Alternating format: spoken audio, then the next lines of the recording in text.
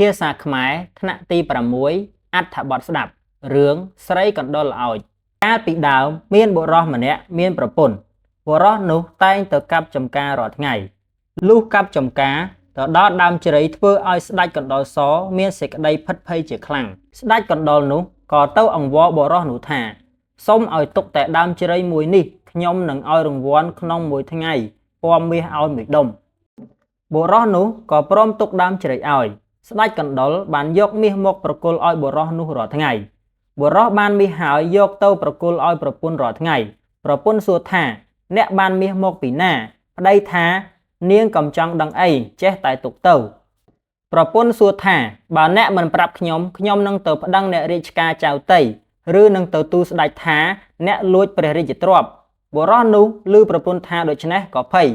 ហើយបានថ្លែងប្រាប់ប្រពន្ធតាមដំណើរតែបានមាសពីកណ្ដុរសនោះនាងប្រពន្ធបានដឹងដូច្នេះហើយក៏ប្រាប់ទៅប្តីថាអ្នកនេះហៅពេញជាឆោត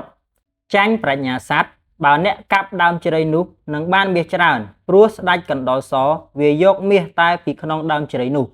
បុរសនោះបានឮសម្ដីប្រពន្ធហើយក៏ជឿលុះព្រឹកឡើងទៅកាប់ដើមជ្រៃនោះរលំទៅហើយក៏ពុះមើលពុំឃើញមានមាសបន្តិចសោះស្ដេចកណ្ដុរស